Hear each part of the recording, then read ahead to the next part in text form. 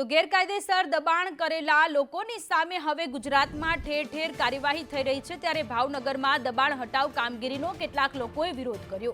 મહાનગરપાલિકા કચેરીએ લોકો રજૂઆત કરવા માટે પહોંચ્યા। બોર તળાવ વિસ્તારમાં દબાણ હટાવ કામગીરી શરૂ કરવામાં આવી। તંત્રએ લારીઓ હટાવતા લોકોએ વિરોધ કર્યો। આસિસ્ટન્ટ કમિશનરને રજૂઆત કરવામાં આવી છે।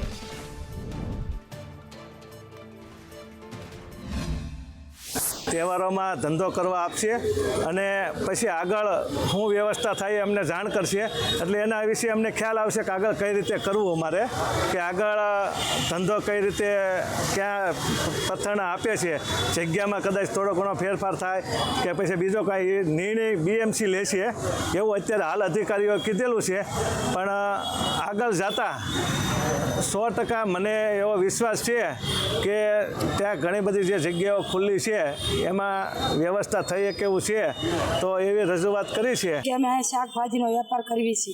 મારા જન્મનો તો એ મને યાદ નથી કે મારો જન્મ સ્થળ જ આવ્યા છે, અને અહીંયા લોકો અમને હેરાન કરે છે રોજ ને રોજ। અમારી વાંહે અમે 150 પબ્લિક હેરાન થાય છે। 150 જણાના ઘર હાલે છે શાકભાજી વેચી, પણ આ લોકો અમને ધંધો કરવાની ના પાડે છે, તો અમારે ક્યાં જવું? અમારી પાસે બીજો કોઈ ધંધો છે નહીં। અત્યારે આ ફરિયાદ લઈને આવ્યા છે, ધંધો કરવાની અગવડતા છે। સાઈડમાં લારીઓ રાખવા છતાંય તે આ લોકો ધંધો કરવાની મહાનગરપાલિકાના સાહેબો ના પડે। કયા વિસ્તારમાં તમે ધંધો કરો? બોરતળાવ વિસ્તાર। શું પ્રશ્ન છે તમારો? પ્રશ્ન એ છે કે સાઈડમાં લારીઓ રાખીને અમે ઘણા સમયથી ત્યાં ધંધો કરીએ છીએ, ઘણા વર્ષથી। તો હવે બધાને મુશ્કેલી છે, કોઈને લારી રાખવાની મનાય છે સાઈડમાં।